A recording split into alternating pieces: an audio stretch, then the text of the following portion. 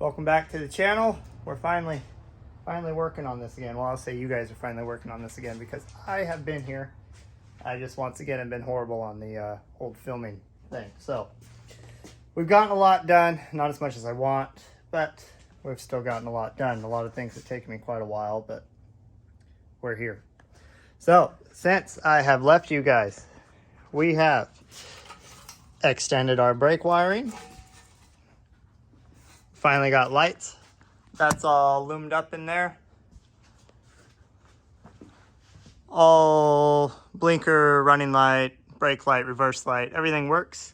It's all good to go, which is actually quite a milestone because the Tacoma didn't work when I got it and the camper didn't work when I got it. So it might be a little dark. Let's get my stage lighting turned on here.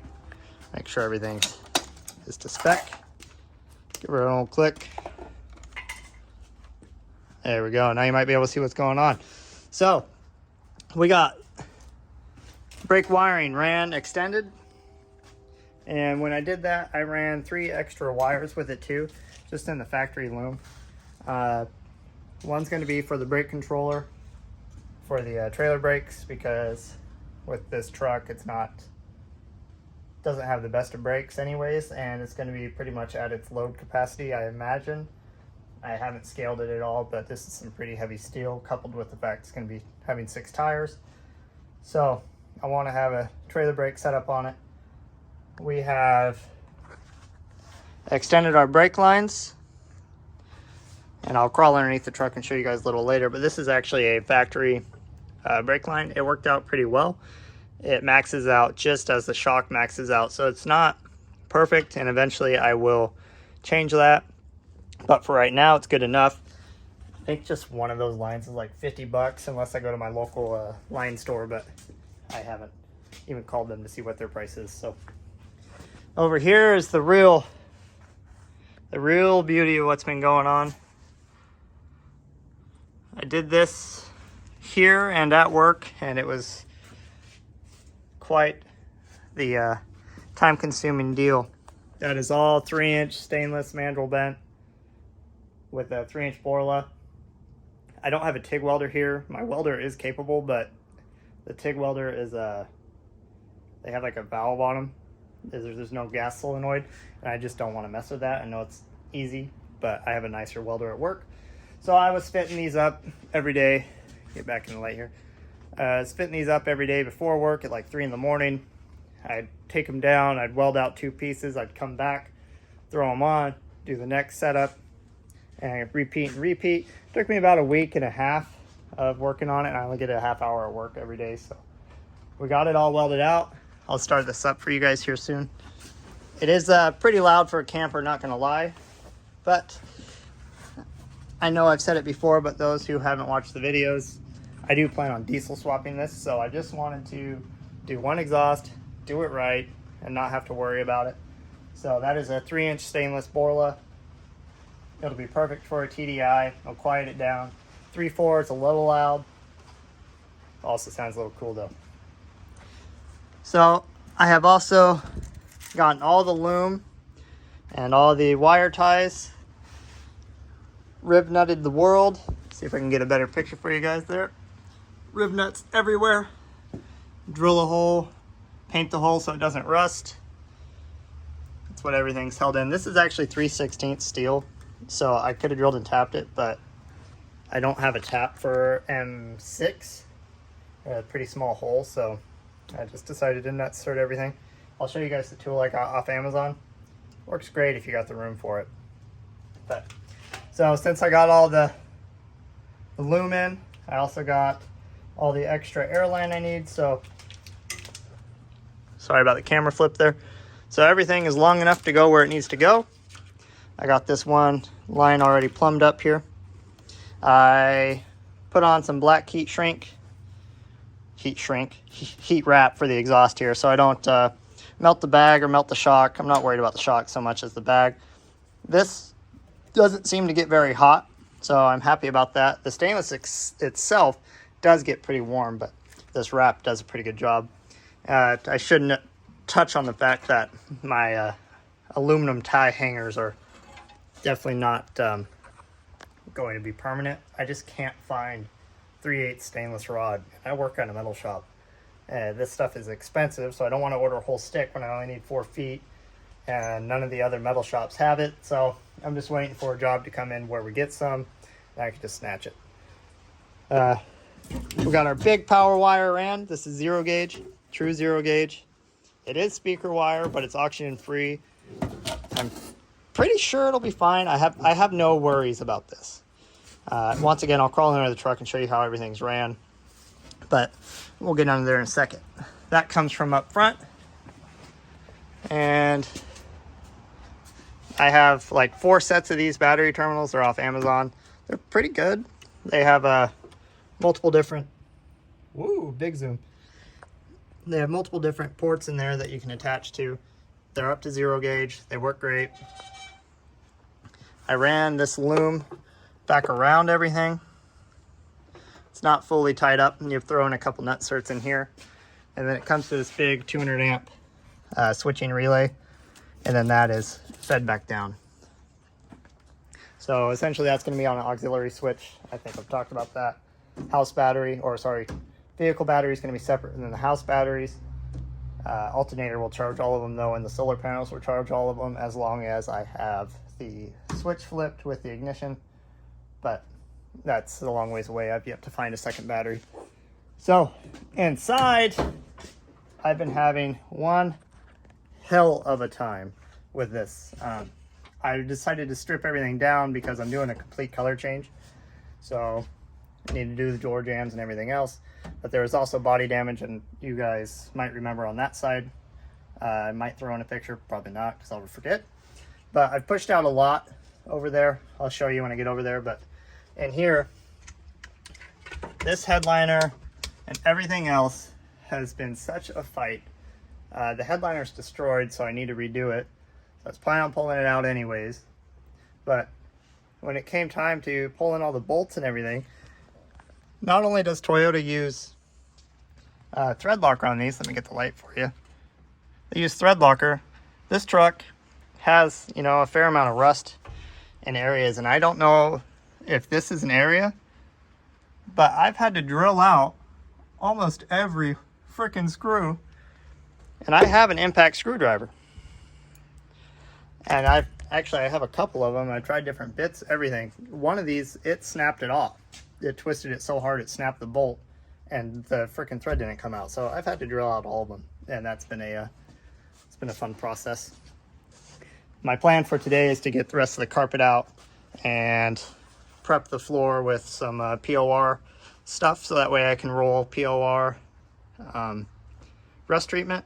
The floor doesn't have any holes in it or anything, but I just want to treat essentially the whole underside of the cab, and the whole front half of the frame is going to get POR'd as well, just because these Tacomas are notorious for the rust, and this one was a perfect example of it.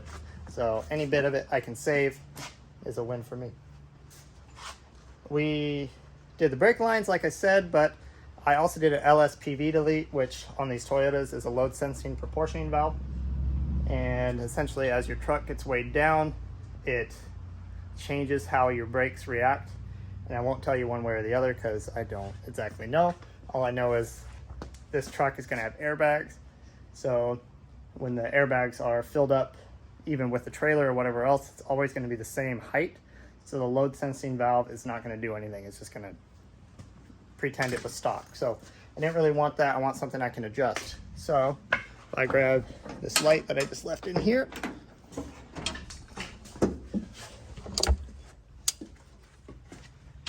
Everything tore apart. I'll show you that. Pushed out those dents. There's a couple of high spots in it. I just put together like a $400 cart on Amazon of different pads and orbital sanders and body fill and all sorts of stuff. So this is coming soon. I have no idea what I'm doing. Not sure if I've said that before when it comes to this paint and body. So you guys will be right there with me. And hopefully we only have to do it once, but let's be realistic. So with the brake lines, what typically would happen is your rear line, which is that back line off the master, would go back, it would meet a Y, it would go down the frame rail to the LSPV, and then depending on where that was at, it would come back up and into your front brakes. And what we did was got rid of it. So this was originally going backwards. That was from the rear down to the rear, and then it'd come back into a Y. I deleted that Y, and I put the rear one here. So this is just a 2-port. Zoom in on it for you. This is just a 2-port here. And then that original line is right here, and it comes down the back. And I will crawl under there for you. Show you everything I'm working on.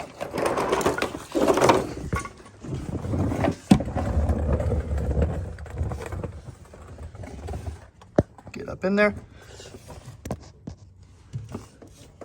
Somehow, some way. Get a little wide angle maybe. There we go. So that line comes down into, this is essentially just a Willwood knockoff proportioning valve. You can adjust it here.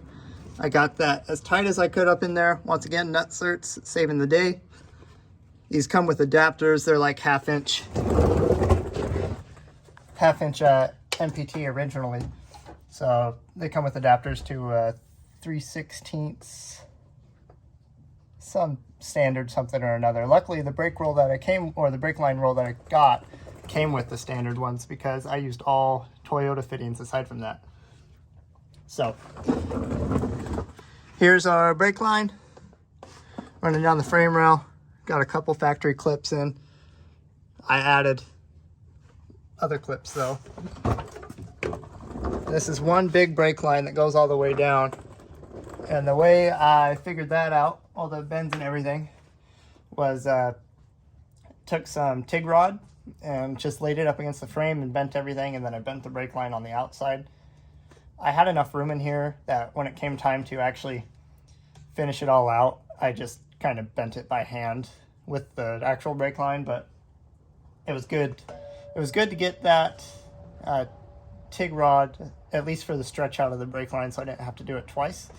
And even though there is a junction right here, and that's only like a, I don't know, 3-foot piece of brake line, I did that intentionally because I thought I was going to be able to use the factory brake line right here. I thought I was going to put the proportioning valve in a different spot, but I had to move it. So realistically, I could have just left that brake line 3 foot longer, and it would have been nicer with one less joint. But the brake flaring tool I got is, again, off Amazon, and it worked great. None of these leak. I haven't fully bled it yet, but I've checked for, like, I've ran fluid through everything, and I've checked pressure, and nothing leaks on it. So that's great. And under here, we have where our airlines run. Our airlines, and this is also houses our e-locker loom. So that comes up through the floor, through a grommet. Trying to do everything as nice as I can. Make sure no water gets anywhere. Make sure everything lasts. This is the nicest thing I've put together so far, so it makes me want to redo my other projects. But this is all ran under here. Sorry about the weird angles. I need to get this thing up on the lift, but the camper shell is currently occupying it. Runs down through here, and then the battery cable runs further away from the exhaust. Not too worried about any of that, and I have a lot of extra heat wrap if I need to. It would also help with the sound, but we will see if I need to or not. I don't want to waste time. I got a lot of other things to do. So here is our 3-inch stainless. Some of the welds look better than others, but that's the name of the game. Really pretty happy with how these ones turned out here. And this is a mild steel to stainless portion right here, which is not what you want to do. But when I eventually TDI swap it, we'll do a 3-inch stainless downpipe. And it will meet up right there. That's a pretty good spot for the downpipe to meet up. So what I did, this is 2.5. I just burned out a 2.5-inch flange that matched the OD size of the stainless 3-inch flange. So that's just a flat cutoff right there, and then it just goes into the 3-inch. So I wanted to try to find a like a, not a reducer, well, it could be a reducer, but from 2.5 to 3-inch. But for some reason, none of the exhaust shops had it, and I just decided that it was kind of a waste of time to fumble around with that when it's just temporary anyways, and it's going to do the same thing. So what we covered brake lines, covered the new battery wire, new brake lights, the headliner, and the exhaust. I guess it's time to start it up for you guys and see how she sounds. I'm really pretty happy with it. It sounds pretty good. It is loud for a camper, but it's temporary, kind of. See what we can do. Oh yeah, I broke my mirror here. A little bit of bad luck trying to swing a hammer with an impact driver on those, but oh well. See what she does.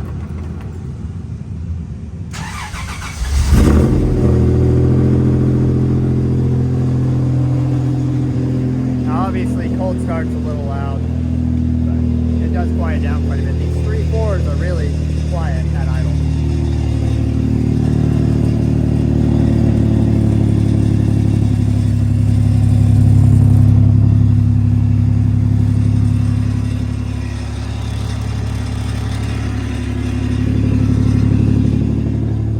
You can hear those temporary hangers really rattling.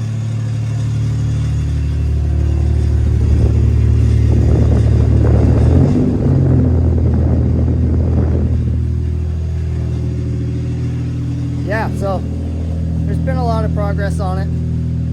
I want to film more. I really get kind of sidetracked when I'm working on it, and then I think I need to film, and then I don't. So I think as for now, these little quick update videos are kind of the better way to do it. Eventually, I do want to film more action shots, but this thing's pretty loud. I will go ahead and throw in a sound bite of it when it's warmed up so I can rev it up for you guys. I don't want to rev it when it's too cold.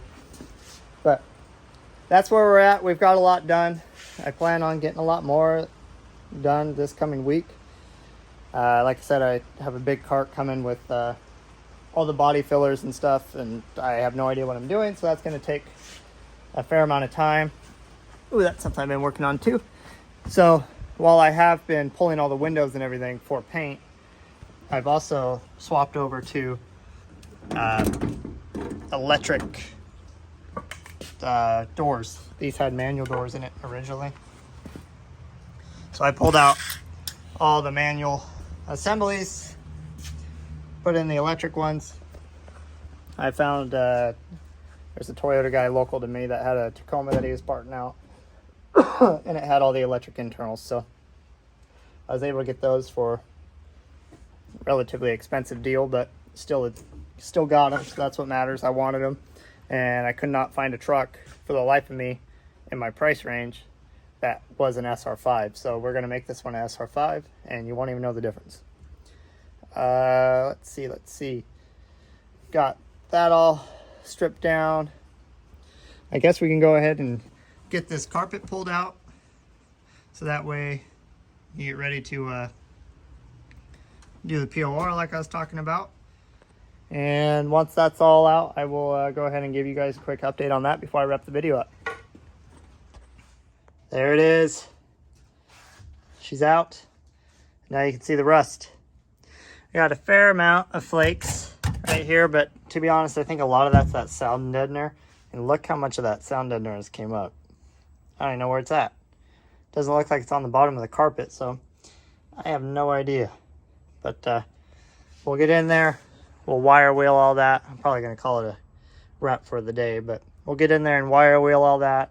Probably pressure wash it out, get it treated, and it'll be like it was never there. So I don't know why Toyota had such a bad time with these trucks. I'm sure there's probably an official reason, but I know that they had to recall a bunch of the frames and whatever else. And unfortunately, I missed that. Otherwise, we wouldn't have redone all the frame, but it's stronger than factory. So I also want to apologize for that camera angle earlier, and I'll probably do it again. I need to bring the gimbal over, but I'm a pro YouTuber, so I always forget it. So here are these tools I was talking about off Amazon, and I might link it, I might not. But you'll put this in your vise, you grip it down here, and I don't really want to get it all out because I got one hand. But here is your 3/16 brake line holder, and it's double-sided, so depending on what style of brake line you need to make. This makes double flares, double bubble, whatever they're called, which is inverted flare. That's it, which is good because that's what Toyota uses, and only a couple tools make it. They have like a hand tool that you can twist in, but I guess the tip of it snaps off a lot, so just decided to buy the $150 toolkit, which isn't a whole bunch, but for an Amazon Chinese tool, I mean, it's a fair amount, and hopefully I'll just get to use it. I got a lot of projects that need a lot of brake lines, so it works really freaking good, to be honest with you. I had absolutely, like I said, nothing's leaking, no problems with it. You just spin your little punch around, set everything up, and the instructions are really clear. Really, really happy with that tool purchase. And then the other one is Wet Tools, and there's several different Chinese companies that make this on Amazon. Really, Amazon, you should sponsor me because these boxes are freaking piling up over here, and there's more coming. But there's several different companies that make the same exact thing, and essentially all it is you extend it like so. You thread on your nutsert, which I don't really want to waste one, but you pick out your size, all these different colors of different sizes. I currently have M6 in there, which is like the standard Toyota 10mm head bolt. And you drill your hole, push it in there, give that thing a squeeze. It sucks it down in one pull, and then after that you just run it in and out. And in doing that, it loosens the thread, which is kind of tricky at first, but it does work pretty good. It's hard to get into, that's why I was saying if you got the room for it, it's hard to get into some angles, because even like these, by the time you expand that whole, there we go, by the time you expand the tool, it almost hits a lot of different things. But if you're out in the open in a lot of these areas, it works great. And I do actually have a Harbor Freight one, and I wouldn't recommend this for pulling like big rivets or anything. Sorry, the shop's a mess as always, gotta find it. Wouldn't recommend using it for big rivets, even though I do have a 1/4 inch thread in there. But this is a 90-degree tool, and this one, if you've never seen one before, you thread it on there, you squeeze it, and then you got to tighten this one back up, squeeze again, tighten it back up until you can tell that rib nut is no longer pulling, and then you unthread it with that same piece. Those are really handy to have. Got an assortment of them, and I definitely recommend those for anyone who's never seen them, or anyone who's been thinking about getting one. Like I thought about getting one for a long time. Just buy it. They're not that expensive, and they come in handy. So I think that's where we're going to wrap up for the day. I don't really want to work on it anymore. Get kind of burnt out. So probably come back tomorrow morning and I'll grind out that floor area, at least vacuum it out. I might give it a pressure wash. I did buy all sorts of, like I said, POR, metal prep, degreaser. I bought these. Oh, that's actually, I'll show you guys that. This is for the fuel tank. But I bought the base coat. That's the top coat. And I bought the base coat. I don't know if you actually have to use both. I kind of got conflicting answers on that. So we'll see how it all turns out. And just bought some cheap rollers with it. Amazon specials. I also bought this dolly set. Did I need it? Probably not. I need to buy a stud welder to get a lot of these out. A lot of these recessed ones. You buy a stud welder probably just to get those out, but it a dolly hammer will help. Again, probably didn't need it, but hopefully have it for a long time if the handle doesn't snap immediately when I'm using it. And while I was working in here getting the carpet out, I realized after I pulled this headliner down that this dent I want to get to right here, because you can just barely see it when the camper's sitting down on it. This dent right here is covered up by structural stuff anyways, so for granted I needed to redo the headliner, but pulling the headliner and fighting those bolts and everything else did nothing as far as the overall body progress of this. So you win some, you lose some. But I think that's it for the day. I appreciate all you guys watching. I did post a video and I didn't really advertise it at all. Advertise it, promote it, whatever you want to say. And it still got some views, which is really cool, because I don't think there's a lot of people on YouTube searching Toyota Chinook or Toyota campers. So for the few of you that have subscribed, that's really cool. Obviously, I don't think we're going to break any records with this build, but if some of you guys are getting some entertainment out of it, I really do think that's cool. So thank you. I hope you guys have a good, well, it'll be a week at this point, so probably upload this on a Sunday. So have a good Monday, and we'll catch you next time. Thank you.